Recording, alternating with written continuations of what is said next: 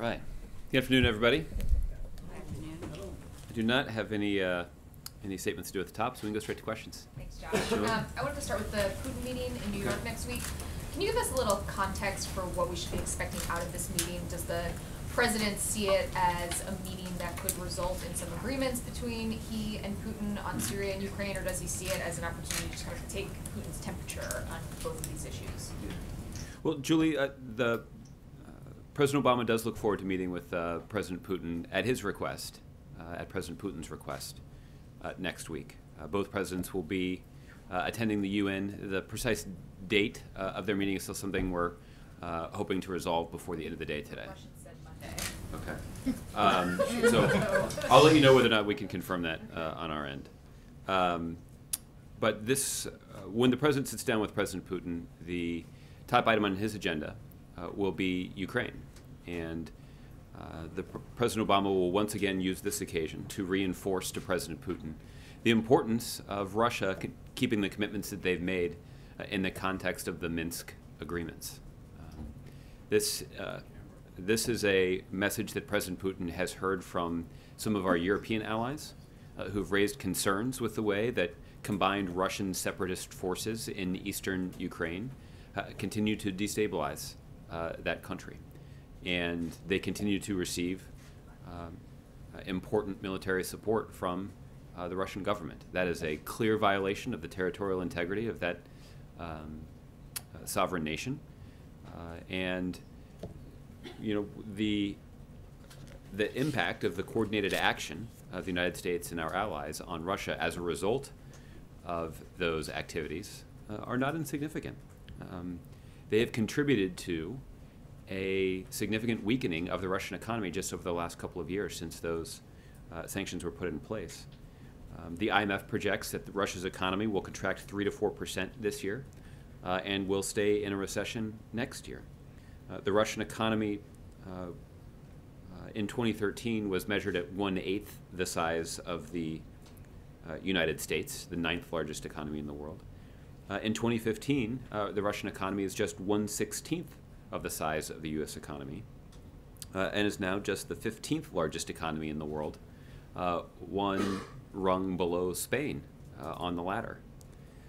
The Russian Central Bank, since the start of the crisis in eastern Ukraine, has lost around $150 billion in reserves, and both S&P and Moody's have downgraded Russia's credit rating to junk status.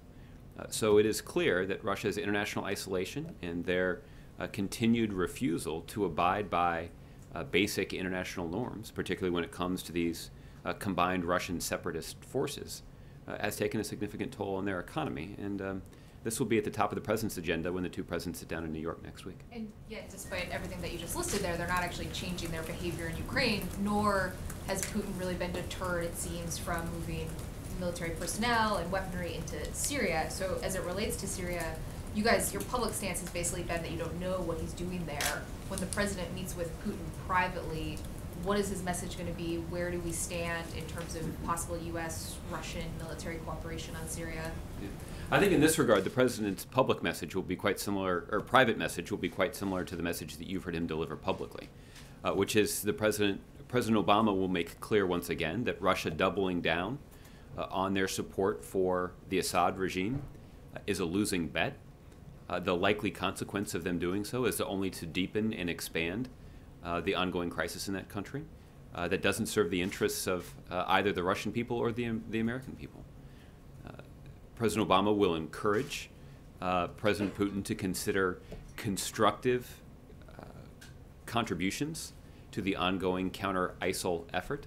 There are more than 60 nations that are involved in implementing a strategy to degrade and ultimately destroy ISIL. And we'd like to see the Russians make a constructive contribution to that ongoing effort. I would just note that that these kinds of concerns about Russia's stepped-up military involvement in Syria are not at all inconsistent with some of the concerns that I know Prime Minister Netanyahu had the opportunity to raise when he traveled to Moscow. I believe it was earlier this week. And I guess finally on this, do you worry, or was it considered at all, that by having this meeting, which seems like it's going to be in a much more formal way than some of the sideline conversations they've had over the last year or two, that this weakens your argument that you are isolating Putin on the world stage? No, I think, well, you do raise an important point about sort of the length of time it's last been since the two leaders sat down in a formal way. There have been a couple of conversations around, the president last spoke to President Putin in July to discuss the completion of the P5+1 agreement with Iran. And in the context of that call, the president rightfully acknowledged the constructive way that Russia had participated in those multilateral talks. They had spoken a month earlier than that, back in June, to discuss the situation in Ukraine, in which the president raised some of the concerns that I've just outlined. And they had face-to-face interactions last fall, I believe both at the G20 and at APEC. But this is the first opportunity that the two leaders will have had to sit down in a formal way to discuss some of these issues. And look, President Putin requested the meeting, and I think at this point, considering the significant concerns that I've just raised, I think it makes sense for President Obama to sit down with his counterpart and see if he can get some greater clarity about Russia's intentions inside of Ukraine and whether or not they are going to begin to take steps to abide by the commitments that they have made but failed to live up to in the context of Ukraine, and whether or not they're willing to at least consider President Obama's advice when it comes to reinforcing their military support for the Assad regime. So you're not concerned that by giving him the meeting that he's requesting and giving him sort of the photo op portion of it, I assume, that that you're weakening this isolation aspect of what's supposed to be punishment for Ukraine? Not at all, and there will be. The fact is, I mean, I chronicled the toll that Russia's international isolation has taken on the domestic economy over there. And that's not going to change because of one in-person conversation. But a meeting like this does have the potential for giving the United States greater insight into exactly what Russia's intentions are. That insight is not likely to be gleaned based on one conversation, but it could lay the groundwork. It could potentially lay the groundwork for better coordination. I think that remains to be seen, but at least it's a proposition worth testing. Okay, Roberta. You've emphasized in your remarks that President Putin requested the meeting. Mm-hmm. I'm wondering if in the long period of time between the two leaders meeting, whether President Putin had requested other meetings that the White House or the President had turned down. I probably won't chronicle the meetings that didn't occur, but I would note that in the June call that the President placed to discuss Ukraine with President Putin, we noted in the readout that that was also a telephone call that President Putin had requested. So it is clear that he's interested in the attention of the leader of the United States of America, and given the lengthy list of concerns that we have about Russia's conduct in a couple of these international hotspots, a face-to-face sit-down seems appropriate at this juncture. There's about a week to go before a potential government shutdown, and we saw the veto threat this morning. I'm wondering if you could outline for us or update us on what efforts the White House has been making just in the past day or so, if any, to avert the shutdown. Is there something that the White House is doing to sort of move things forward? Well, I certainly can't detail all of the conversations that may have taken place between the White House and Capitol Hill, but I can confirm for you that there have been conversations between White House officials and members of Congress up on Capitol Hill to discuss the need to avoid a government shutdown and to ensure that the sequester is not locked in, and that there's eventual bipartisan agreement around an effort to adequately fund both our national security and economic priorities. And lastly, I'm wondering whether the White House is worried at all or concerned at all about the optics of the Pope's visit overshadowing the President of China's visit tomorrow. Are you worried about that having any impact on sort of the diplomatic goals that you hope to achieve? I have not heard anybody raise that concern. I think the sense is that this is a week that we had long identified as being one filled with a lot of intensive diplomacy, and that includes not just welcoming the Pope to the White House or hosting President Xi for a state dinner, but also the important work that will be done in New York early next week in the context of the United Nations General Assembly. And in each of those meetings, the President will be considering how the United States can continue to use our international influence to advance our interests around the globe.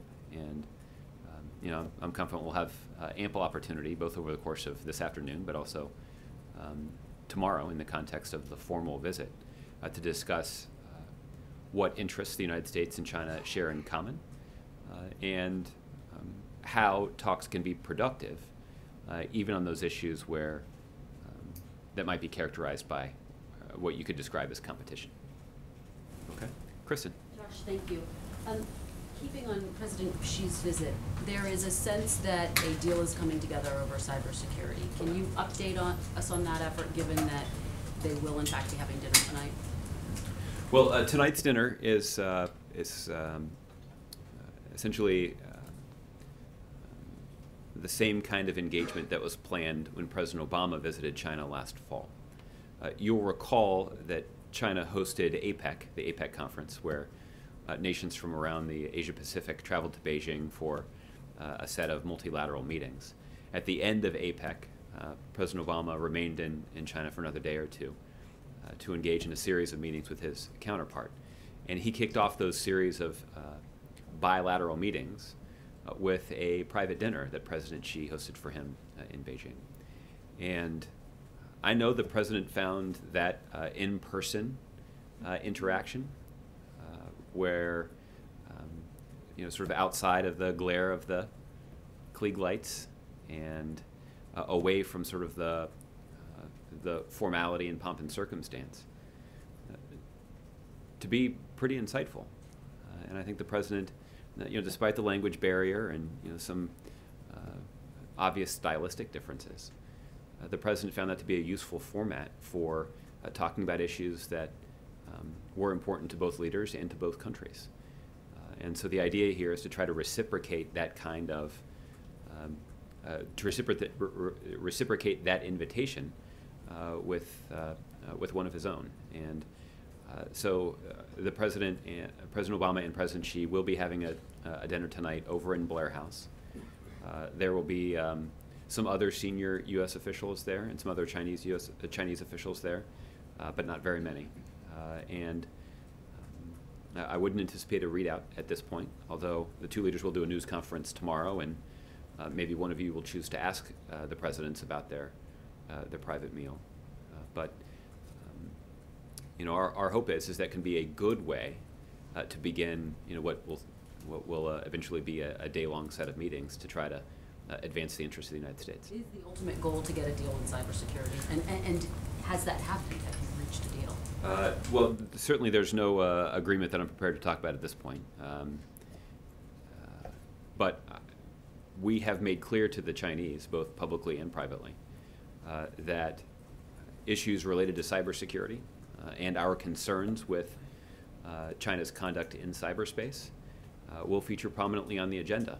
And that'll start tonight at the dinner. And I think that it is clear, I cited this before, President Xi, a couple of weeks ago, dispatched a senior Chinese official, Secretary Meng, to travel to the United States and meet with a variety of U.S. officials, including in law enforcement, the intelligence community, and even here at the White House, specifically to address the concerns that we've raised related to cybersecurity. And President Xi made some comments in Seattle saying, quote, the Chinese government will not in whatever form engage in commercial theft and hacking against government networks, crimes that must be punished in accordance with the law and relevant international treaties. And I wonder what the President makes of those comments. Does he feel like President Xi is someone who he can trust? And if there is in fact any type of agreement, does he trust that he will stick to it, that the Chinese will stick to it? Well, I think this will be a situation where we will pay particular attention to China's behavior and their conduct, that we put more stock in their actions than their words. but obviously those kinds of comments are at least consistent with what we have urged the Chinese to do when it comes to their policies. But again, it certainly is not going to eliminate the concerns that we have, and it certainly is not going to reduce the priority that we place on trying to make progress on those issues in the context of the meetings that are coming up in the next 36 hours. And just one on the refugee crisis. The EU summit seems to be devolving. Is there more that the United States can and should be doing to help Europe with this crisis? And is there any conversation about increasing the number of Syrian refugees that might be let in from the current 10,000 figure? At this point, there is no. Well, let's go back to what we said. A couple of weeks ago, we did make clear that the United States, based on a decision made by the president, is prepared to accept at least 10,000 refugees in the next fiscal year. And that reflects a significant scaling up of our response. And you've heard announcements over the course of this week from Secretary Kerry indicating that the overall level or overall number of refugees that we intend to try to move through the process and bring into the United States will increase both in the next fiscal year and the one after that.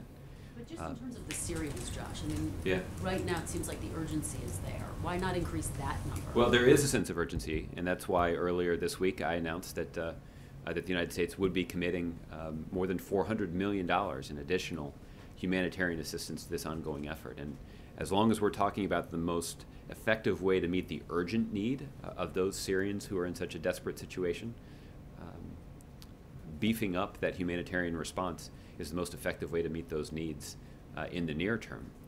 But certainly, over the longer term, we're going to need to see a couple of things. The first is, a continued commitment on the part of European nations to confront the challenges that they face together, and not just rely on contributions and generosity from one or two countries on the continent. But ultimately, the situation will only be resolved when we can effect the kind of political transition inside of Syria that's long overdue. Okay, Kevin.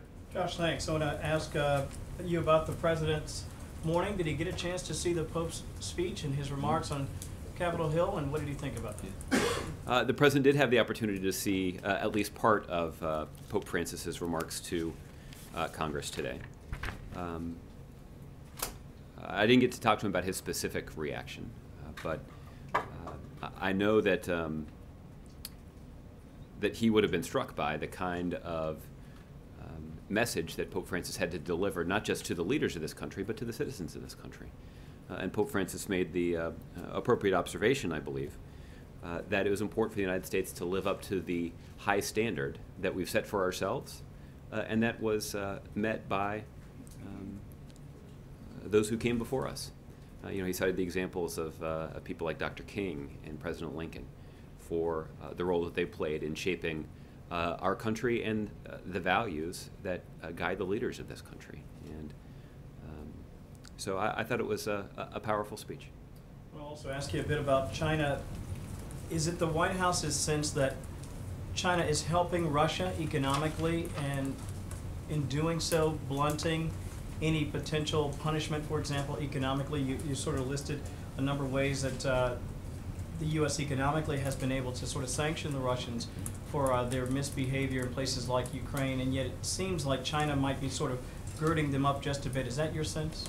And if so, what does that say about China's respect for our wishes and the wishes of, frankly, many in the international community, that the Russians be punished for what they've done in Ukraine? Well, I'm certainly no expert on relations between Russia and China. I did make note in the last month or so ago that there was an energy contract between Russia and China that would have yielded a significant economic benefit for Russia that was canceled. If, to the extent that there is any cooperation that's ongoing, it certainly doesn't seem to have been flawless. And again, to the extent that there may have been efforts by the Chinese to try to strengthen the Russian economy, based on the statistics that I read earlier, it doesn't appear that their efforts were particularly successful. The fact is, Russia is isolated, and their economy has taken a hit as a result of it. That, as Julie pointed out, rightly, and we've admitted this on previous occasions, it has not yet resulted in the kind of change of behavior that we would like to see from the Russians. They continue to offer support to these combined Russian separatist forces inside of eastern Ukraine. And that continues to be a source of concern, not just to the United States, but in particular to France and Germany. Ultimately, what we'd like to see is Russia live up to the commitments they made in the context of the Minsk agreements. And the president has been quite clear since the very first day that these sanctions were imposed that the United States would be prepared to offer relief from those sanctions as soon as there was evidence that Russia was actually following through on what they said they were going to do. But we haven't seen that so far. And that's why those sanctions remain in place, and that's contributing to the kind of economic weakness that we're seeing in Russia right now.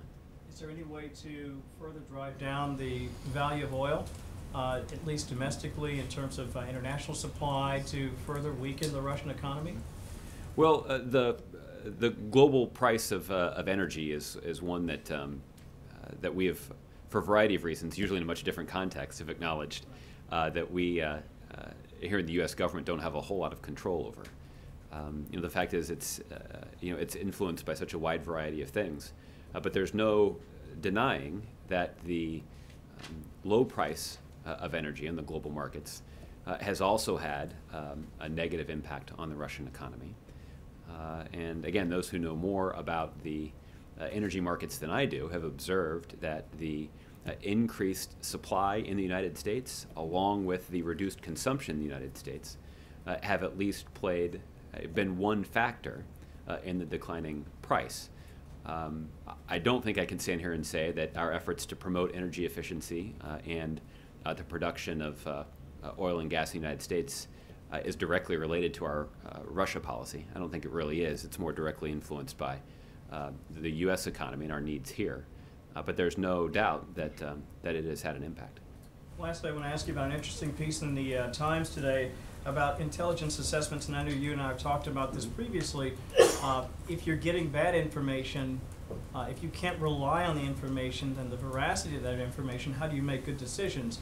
How concerned is the president that some of the assessments of not just Iraq, but Syria in particular, has been faulty, and therefore the policies haven't been shaped by the right type of information?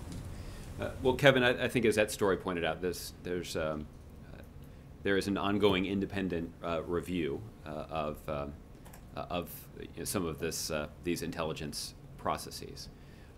But what I have said is essentially echoes the point that you have just made, which is the president seeks accurate, up-to-date, timely, robust information about what is exactly happening on the ground in places like Iraq and in Syria.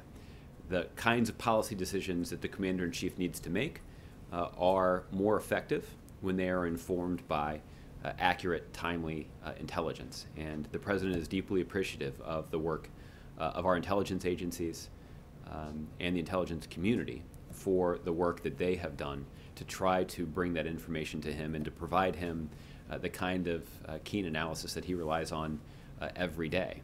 And there should be no doubt about the appreciation that he has for our intelligence officials, but also the kind of task that he sets before them to bring forward the most accurate, timely information, even if that information yields to bad conclusions.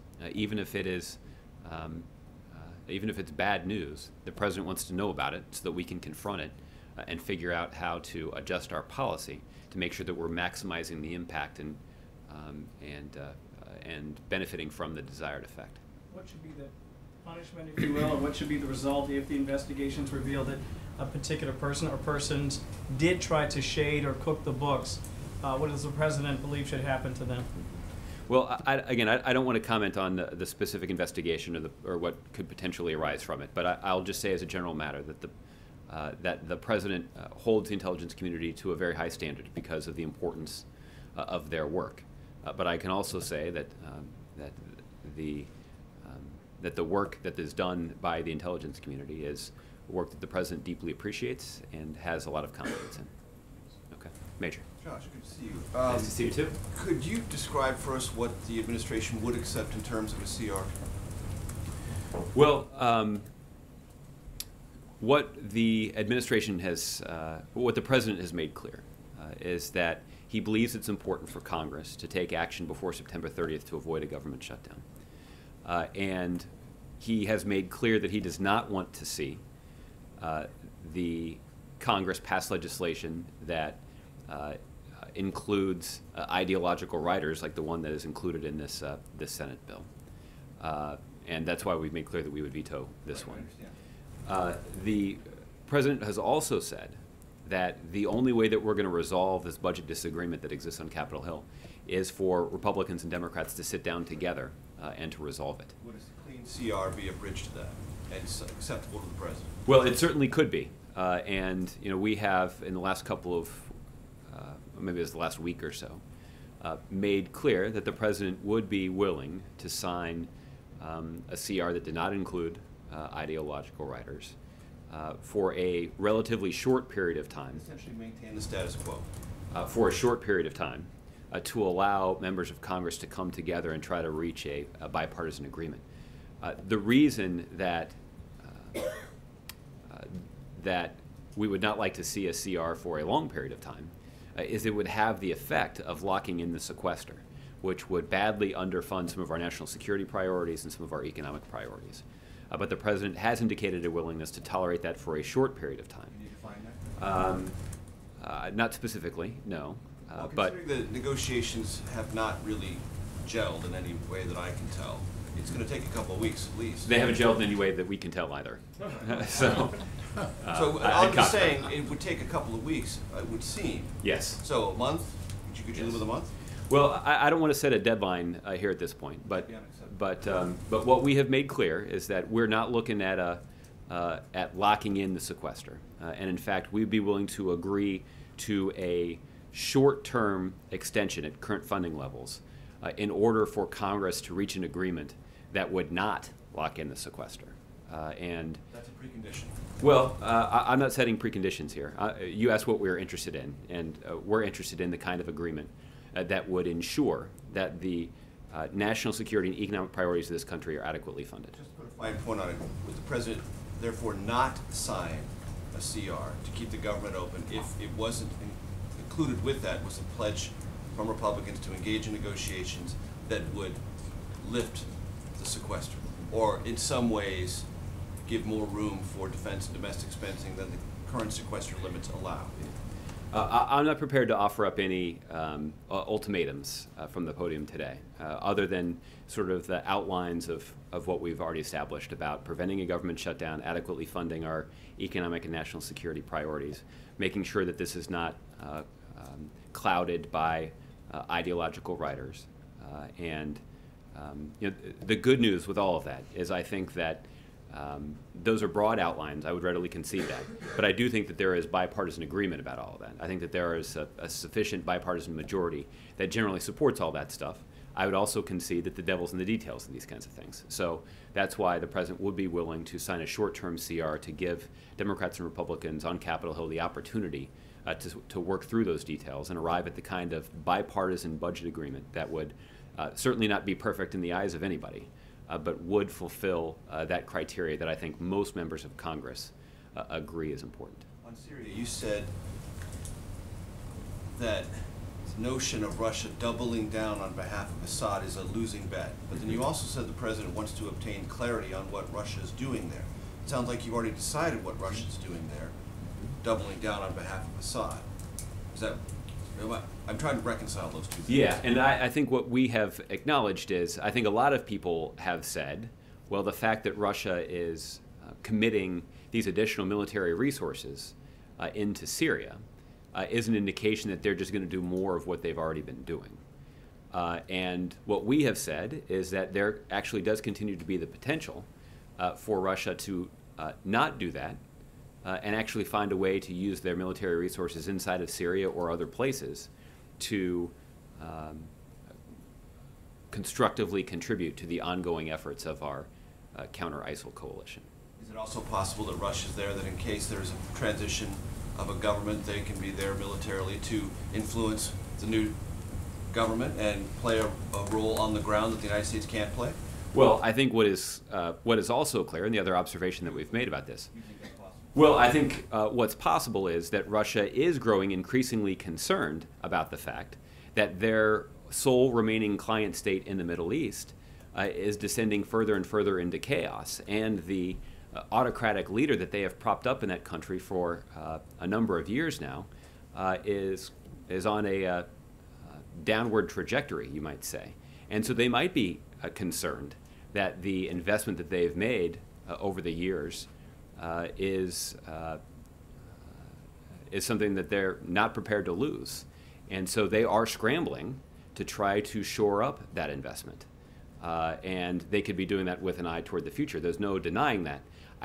But I would quibble with the suggestion that they may be doing that from a position of strength. I think the fact is that these kinds of decisions are decisions that are being made because their hand is being forced and because they're concerned about ultimately losing a significant bet that they've already placed. Lastly, on cyber, in the conference call earlier this week, as a prelude to the Xi visit, it was suggested, maybe I misinterpreted it, that the administration draws a very sharp distinction between espionage in the cyber world and private companies being infiltrated by state or non-state actors. Yes. Is that true? Yes, and that's in regards to China. Yes, and this is a distinction that we've drawn previously. Right. You've heard this distinction before, but But so in the context But of it's these drawn again in the conversations, there is a sense from the administration that if you're conducting espionage, it's not nearly as bad as if you're going after private intellectual property or other cyber crimes, correct? Well, I don't think I would characterize one as not bad or worse than the other. I think what we would merely The higher priority is the private side. well, I think yes? what we would want what we would want the Chinese to do is to acknowledge the difference between the two. We and work certainly out an agreement on the private side? Well, we certainly recognize the difference between the two, and we have raised significant public concerns that have been echoed in private conversations about the continued government-enabled cyber theft that is used for financial gain, or at least financial advantage, by a bunch of Chinese companies. This is a concern that we've raised many times with them. It even resulted in some Chinese military officials being indicted by the Justice Department because of it. I'm just trying to get in the sense of priorities in these conversations and what you're trying to get at in terms of a arms control agreement on cyber. Is the priority on the private side and less on the espionage side because you can't get agreements on that because that's going to be something that states are going to do no matter what? And the biggest priority for the president is to try to lock something down on the private side of this equation?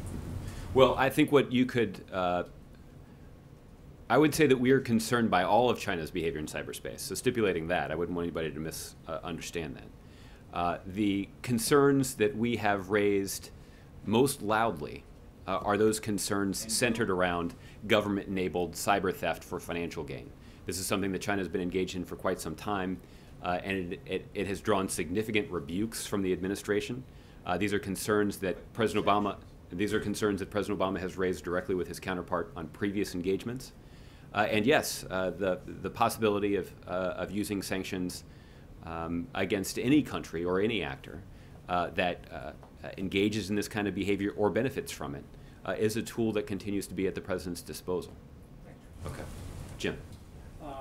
How do you think Pope Francis has changed the debate on immigration? Well, I think it remains to be seen.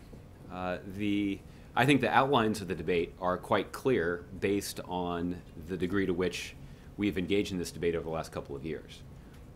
I think it is quite clear right now that there is strong bipartisan support across the country for common sense, comprehensive immigration reform because of the kind of economic and fiscal benefits that are associated with it, to say nothing of the moral component of this policy initiative. That's why you've seen leaders in the Catholic Church, other religious leaders across the country, business interests, law enforcement leaders, all come forward in support of that, of a comprehensive, common sense approach to immigration reform. That kind of support was effectively mobilized to advance legislation in bipartisan fashion through the United States Senate in 2013. And that bipartisan support across the country actually mobilized what we believe would have been a majority of votes in the United States House of Representatives had that legislation not been blocked by Republicans in the House. And we've lamented this outcome for quite some time now. But the president wasn't satisfied with just lamenting the outcome. He was determined to act, and he set out to initiate a whole series of executive actions to do as much as he possibly could to try to address some of the flaws in our broken immigration system. But we have never viewed that as a substitute for legislative action. In fact, the president has promised that he would actually repeal all those executive actions if Congress were to take action. But I think ultimately... is there a remote possibility that this could resurface before the president's time is up? The president's commitment to this issue has not waned. If anything, his commitment to this issue has only strengthened. But ultimately, I think the person who needs to answer this question is the Speaker of the House. And during the Pope's speech, he called for the abolition of the death penalty, and I know the president has called for a review of executions in the federal prison system in the past, and he's obviously called for criminal justice reform. Would the president like to see the death penalty abolished in this country? Well, Jim, you've heard the president speak about this a couple of times, and in the context of answering this question in the past, the president has noted his concerns with the way that the death penalty has been applied. There's all kinds of data to indicate that there may be some racial disparities associated with the death penalty. There are a variety of concerns that have been raised by some charitable organizations that have taken up the cause of those who've been on death row, who have mobilized enough evidence to actually have those individuals exonerated. And serious questions raised about those who've already been put to death. So certainly those are those kinds of results are troubling. And I think it's fair to say that the president's views are influenced by statements that are made by the Pope most recently, but by the Catholic bishops previously. But I don't have a new policy position to announce at this point. Position on that at this point. I don't have any policy position to announce. And on China, getting back to China, is the administration aware, just getting back to the OPM data theft, of any of that data being improperly used at this point? Has that surfaced? I think for that question, I'd refer you to the Department of Homeland Security. Let me check on that. I have not heard that. I know we asked that question maybe a few weeks ago, and I don't know if we've gotten an update on that. But Yeah. I haven't gotten an update on that. Let me see if I can follow up with you in terms of which government agency may be able to give you a steer on that. And lastly, the Pope visited Little Sisters yesterday evening. Did the White House take that as a message from the Pope about the difference that the Catholic Church has with the administration over this contraception mandate in the Affordable Care Act? It seemed to be intended as a message. Is that how it was received? Well, I'm not. I guess you'd have to talk to the Vatican for what was intended by the visit. As it relates to the specific case that was been brought to the courts by this particular organization. I believe now that 7 appellate courts have considered the steps that the administration has taken to both protect access to health care for women while also protecting the religious liberty of the members of this particular organization. 7 of those appeals courts have found that our efforts to strike that balance between access to health care and religious liberty was effectively reached.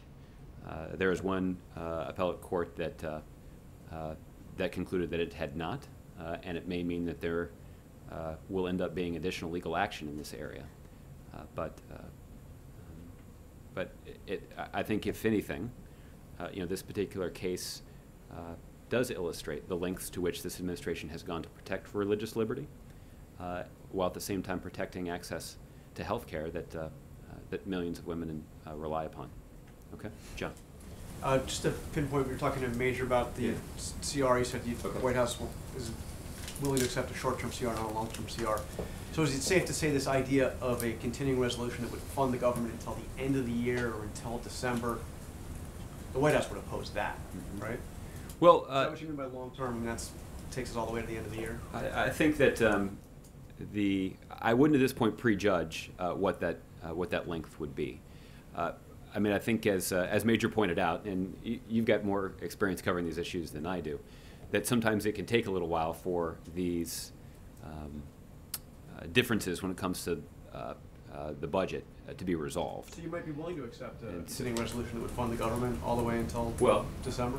I think what we'd be willing to do is to join Democrats and Republicans in Capitol Hill in support of a piece of legislation that would prevent a government shutdown while also providing Congress enough time to work in bipartisan fashion to reach the kind of an agreement that ensures adequate funding for both our economic and our national security priorities. When was the last time the President spoke to Speaker of the House Boehner? Well, John, as you know, the President does have on occasion the opportunity to speak with Republican leaders in Congress. We don't read out every single conversation that occurs between those two leaders. Occasionally, we've found that it's more productive for those conversations to be kept confidential. But certainly, the expectation that we have is that Speaker Boehner and Leader McConnell will engage in conversations with Democratic leaders in Congress. That ultimately, it is a responsibility of Congress to pass a budget. Both Speaker Boehner and Leader McConnell have attempted to pass legislation strictly along party lines to fund the government, but those efforts have not yielded legislation that's arrived on the President's desk, and that means that ultimately Leader McConnell and Speaker Boehner are going to have to confront the differences that they have with Democrats in Congress before any legislation will arrive at the President's desk. We've encouraged them to do that, and we've also made clear our willingness to facilitate those conversations, to contribute to them, so that whatever bipartisan agreement is able to be reached would be one that the President's willing to sign. Okay, and then quickly on Putin. You said Putin requested the meeting. Did he say why? Well, obviously a lot of things to talk to Vladimir Putin about. Did he say why he wanted to speak with the President? Well, I'd refer you to the Kremlin for their explanation about why President Putin would like to meet with President Obama. I think I've tried to make clear to you why President Obama believes that a conversation with President Putin could be useful. Okay, well, the Kremlin's been quite forthright in saying that, first of all, that Putin wanted a meeting, being the first to be out there to say the meeting would happen, and then now the only one to tell us exactly when that meeting is supposedly taking place. Was the president kind of reluctant to take this meeting? It seems like the Kremlin's been certainly more forthcoming in talking about it. I think some might conclude that that means the Russians are more transparent. Well, or yeah, I know, it's okay. Or more desperate, right? That they're more eager to have this meeting. Well, they certainly. I think it is fair for you to say that based on the repeated requests we've seen from the Russians, that they are quite interested in having a conversation with President Obama. And after, I think what I would acknowledge is some careful consideration on our end, the President did make a decision that it was worth it at this point to engage with President Putin in a face-to-face meeting to see if the interests of the United States could be advanced in the context of those conversations. This has been a hallmark of the President's approach to a range of foreign policy issues, that despite our significant disagreements, the President's been willing to engage in conversations with the hope that they may be able to, that those conversations could advance our interests. But in this case, it appears that President Putin is convinced that that his position would benefit from a conversation with President Obama, and if that's the case, hopefully we'll be able to find some common ground and reach, have the kinds of conversations that would result in advancing our mutual interests. But look, we're also quite aware, and I think one of the reasons that an offer like this is something that receives a lot of deliberation, is that we haven't seen the Russians be particularly willing to live up to the commitments they've made in the context of diplomatic talks. There are a number of times that President Putin has sat down with Chancellor Merkel and President Hollande to discuss Russia's actions in Ukraine. And in the context of those conversations, Russia's made any number of commitments about their ongoing support for combined Russian separatist forces in eastern Ukraine. And Russia hasn't really been willing to follow up or follow through on those commitments. So I think that would explain why an offer from President Putin to meet face-to-face with President Obama is one that is carefully considered and deliberated upon before it's accepted. Okay, Scott. I wonder if you can give a little more window in that consideration and what has changed so that you feel like this is a productive time to meet with Putin after more than a year of giving him a diplomatic cold shoulder. Well, there have been we talked before that there have been some engagements between President Obama and President Putin, a couple on the phone this summer and a couple in person last fall. And I don't know I can point to a specific thing that has changed, but I do think that the President and his team have concluded that there is the potential for something constructive to come out of a meeting between the Russian president and President Obama. It doesn't mean that there will be a major announcement out of the meeting. In fact, I would be surprised if there is. But could it lay the groundwork for some more constructive conversations and more effective cooperation between our two countries? That possibility does exist. After all, President Putin himself says that he, or at least he claims to share the goals of our counter-ISIL coalition. If that's true, then it seems like it shouldn't be too hard to convince him to contribute to our ongoing effort. But we'll have to see what President Putin is willing to commit to, and if he does make any commitments, if he's actually willing to follow through on them. When it comes to the matters like Ukraine, he hasn't been willing to do that.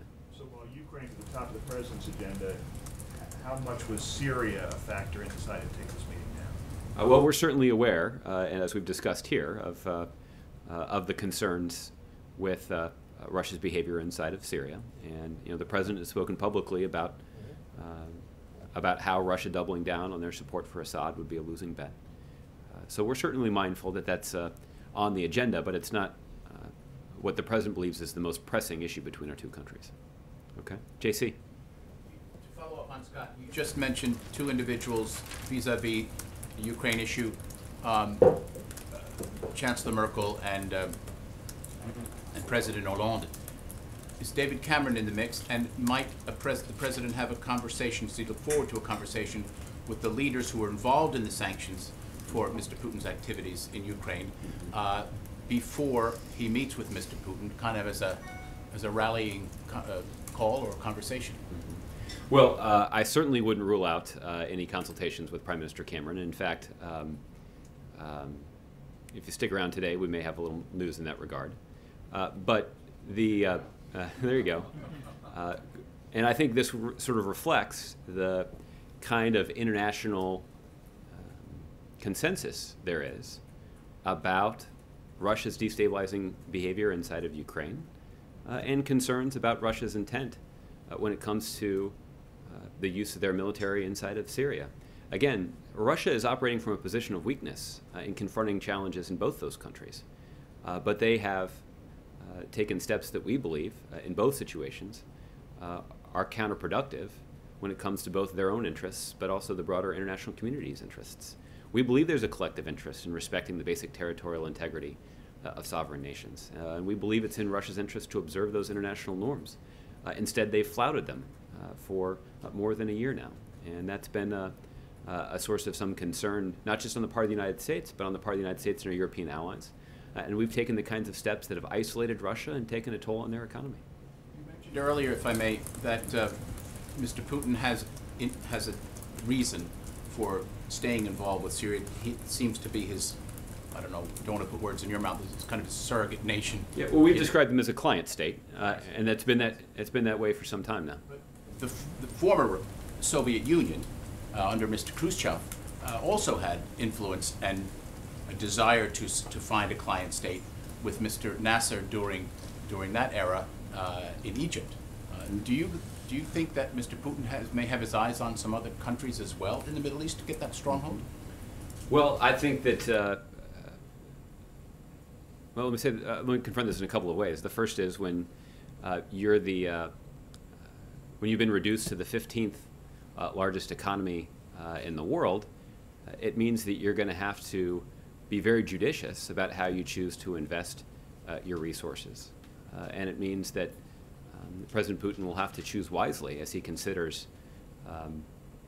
how to account for some of the weakness in Russia's interests in some of these other locations.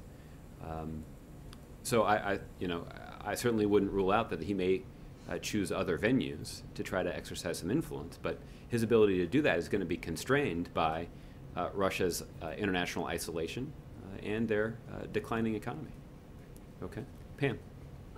When the president spoke to the Business Roundtable recently, and he talked about China and how the administration was preparing steps or initiatives to show China that they were more than mildly upset, was he referring to the economic sanctions, and was he also referring to just sort of the business, U.S. business intrusions, or also U.S. government intrusions?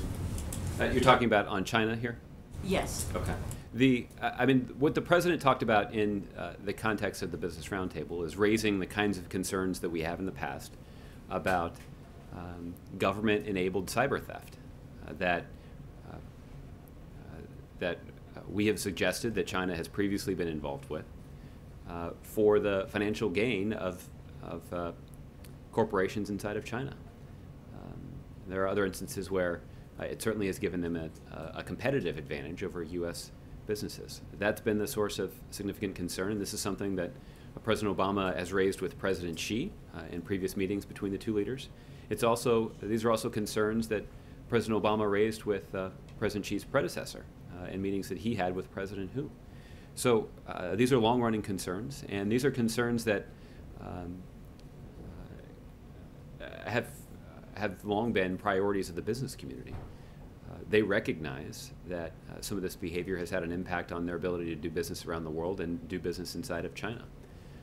And the president made the observation that many times he would attend, either a meeting like the Business Roundtable or, a private meeting with business leaders here at the White House, which the president does occasionally, where business officials would get exercised about the conditions inside of China and the impact that it's having on their company. But yet they've also been reluctant to have the United States aggressively press their case on their behalf because they're worried about either some sort of a retribution or retaliation on the part of the Chinese. So the president made clear that had previously hamstrung efforts that were undertaken by the U.S. government to try to protect those business interests. So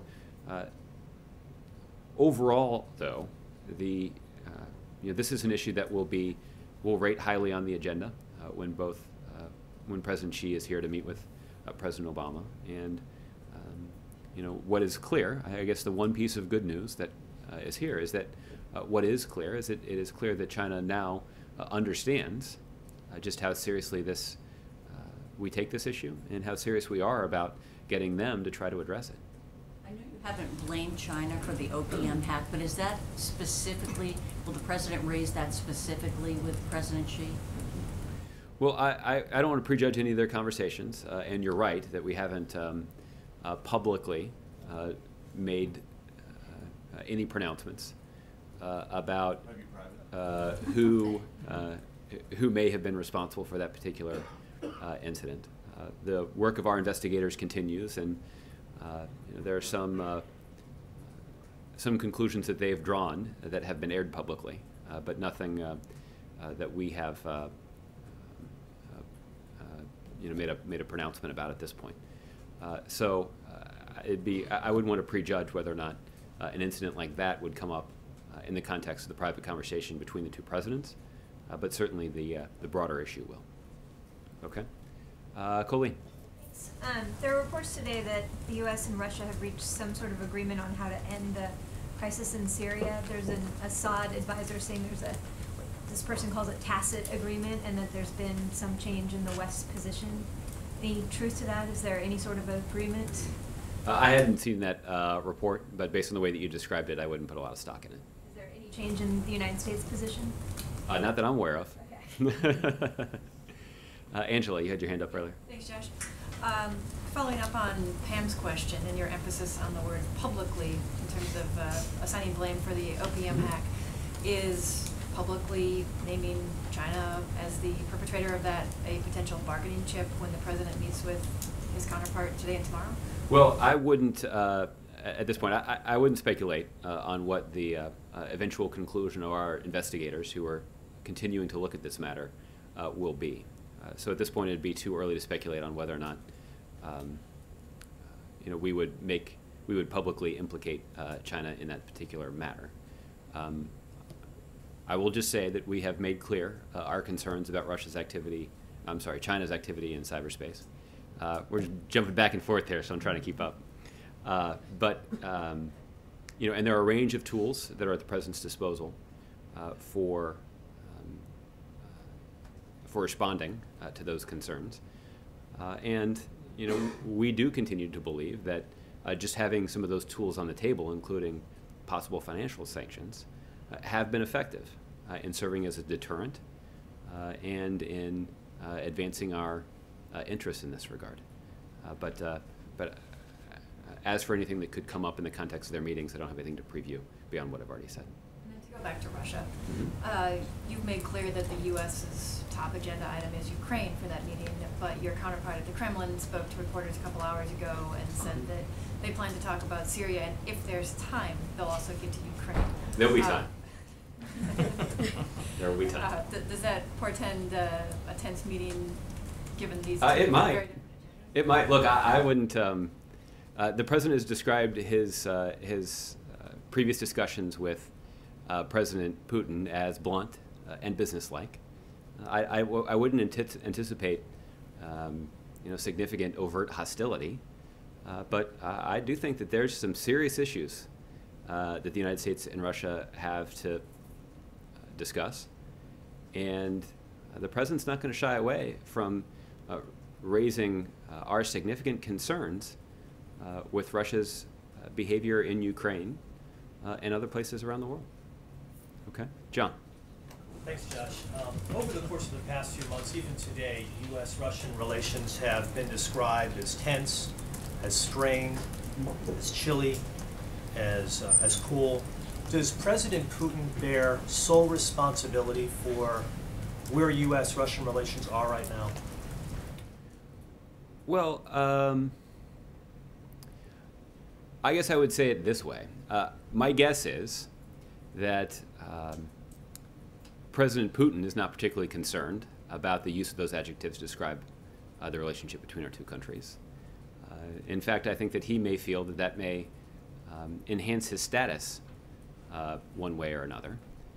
But, the fact is, because of Russia's behavior in Ukraine and their ongoing support for the combined Russian separatist forces in eastern Ukraine, the United States has engaged in a policy of working with our allies in Europe to isolate Russia. And that could result in a relationship, or it could result in at least some of those words being an apt description of the relationship. At the same time, the president has made clear that he's prepared to waive those sanctions as soon as Russia is prepared to demonstrate a commitment to complying with the agreements that were reached in Minsk. Thus far, they've been either unwilling or unable to do so. You said, in answer to my question, that it may actually enhance Mr. Putin's status. And I would imagine when you say that back home, perhaps. Well, what I was alluding to is I think he thinks it may enhance his status, right? That we've seen Russia certainly over the last year, and President Putin directly over the last year, seek to position Russia as the as the chief competitor to the United States around the world. And the president has previously described Russia as a regional power to illustrate that they do have influence in the region and are seeking to hold on to the influence that they may be losing in places like the Middle East. And that certainly is different than the kind of influence that the United States wields all around the globe. You sometimes personalize things as it relates to President Putin, and so has the president. The president once said that Putin's shtick is to look like the tough guy. He once also said he does have a public style where he likes to sit back and look a little bored during the course of joint interviews.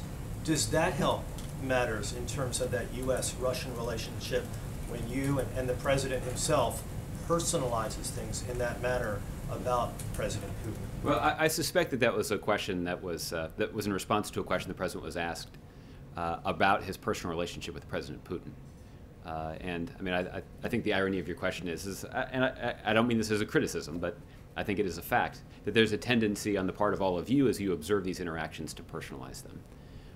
And I think that's why the president has tried to. The president could answer, doesn't even have to answer it in that manner, right? Sure, that's true. He's asked a question. That's He true. doesn't have to answer it That's that true. way, right? But he goes to great lengths to try to answer your questions. And so that's what I think he was trying to do there. Look, let me make one other observation about this, which is that anybody who subscribes to the Wall Street Journal may have seen a picture of President Putin. That's just a little plug there, Colleen.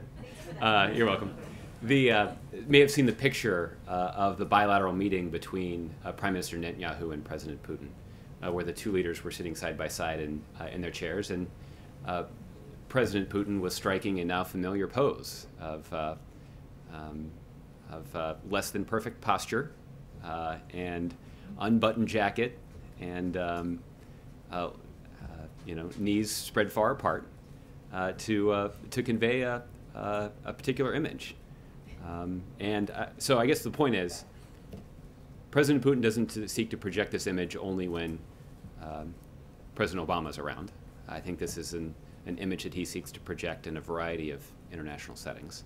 And he did it as recently as his meeting earlier this week with Prime Minister Netanyahu. So, yes, sir. I would like to ask a question to Volkswagen, if it's possible. Considering the magnitude of its scandal and shaking up the very bedrock of German manufacturing and actually German economy, and giving this proud slogan, made in Germany, a completely new and surprising spin, has there been any communications between the Chancellery and the White House or other parts of the two administrations about this? I'm not aware of any conversations between President Obama and Chancellor Merkel on this particular issue in the last week or so. As I mentioned earlier, the Environmental Protection Agency takes quite seriously the responsibility that they have to enforce the standards under the Clean Air Act. And the expectation is that, at least in the auto industry, that all companies that are seeking to sell automobiles in the United States will comply accordingly. And based on the admission from Volkswagen executives, they didn't just fail to comply, they actually sought to actively circumvent those rules. And there will be, we've already seen some executive level changes in the company, and we'll see what additional steps that company decides they need to take to repair what I think could be accurately described as evident damage to that company's credibility. Thanks, Josh. Go ahead, keep Maybe going. another question, Chancellor, about Syria. Chancellor Merkel said just recently there will be no solution without Assad. She said, solving the Syria crisis, one has to talk to a whole couple of leaders, including Assad. Is that kind of an about-face to the West and to the US, who so far basically said there cannot be a solution with Assad? Well, I did not see the entirety of her remarks. But the position of the United States is quite clear, and I think that Chancellor Merkel is largely on the same page here, that she understands that so much of the chaos that we have seen in Syria is a direct result of the failed leadership of the Assad regime. And in order to address that problem, and in order to eventually deal with the chaos that ISIL, for example, has capitalized on, to deal with the significant humanitarian crisis in the form of Syrian refugees, that we need to address the root cause of this problem. And that's why the United States has insisted that a political transition inside of Syria needs to take place that results in Bashar al-Assad leaving power. that ultimately will be the way to solve these problems. And there will be challenges that remain as long as he does. To leave before the transition or at the end of the transition? Well, I wouldn't get into sort of how we see these talks progressing, and unfortunately, we haven't seen the talks progress very much of late, and that's been the source of some disappointment here. But we are going to continue. The United States will continue to play a role in trying to facilitate those United Nations-led talks to effect that political transition that we believe is long overdue. Alexis, I'll give you the last one. President, I know the agenda between the President and President Xi is long, but does the President have any intention of bringing up Russia and the U.S. and global international concerns about Russia's disposition in Ukraine or Syria with the Chinese President while he's here? I wouldn't rule out that may come up. I don't think those issues feature most prominently on the agenda. I think the things that are most likely to be discussed are things certainly related to cybersecurity, which we've discussed at length in here. I would expect that there will be continued efforts to cooperate on the issue of climate change, and there may be an opportunity for greater cooperation between our two countries. We've certainly been pleased with the commitment that President Xi and the Chinese people have shown to this issue, and if there's more progress that we can make, we certainly would welcome the opportunity to do that. There have obviously been some greater economic challenges inside of China, some volatility in their financial markets, and the United States obviously has some long-running concerns about China's reluctance to more effectively tie their currency to market rates. This is something that Secretary Liu has talked about quite a bit. There are also some broader strategic issues that I would expect that would come up. The South China Sea is probably the most prominent among them. And then, as we always say, President Obama raises his concerns about the Chinese government's respect for basic human rights. That is a central value of this country and therefore a national security priority of the United States and of this president. And I think that he would use the occasion of this series of meetings to underscore once again what a priority that is for the United States. Okay. Thanks, everybody. So we'll have a news conference tomorrow between President Obama and President Xi. It's the early afternoon. It's around noon. It will be a 2 and 2. The plan right now is to do it in the Rose Garden, weather permitting. The East Room will be set up for the state dinner. So we'll do that, and then we'll get a week ahead out on paper tomorrow afternoon. 21 guns? Okay. 21 gun salute. So there you go. Pop your popcorn.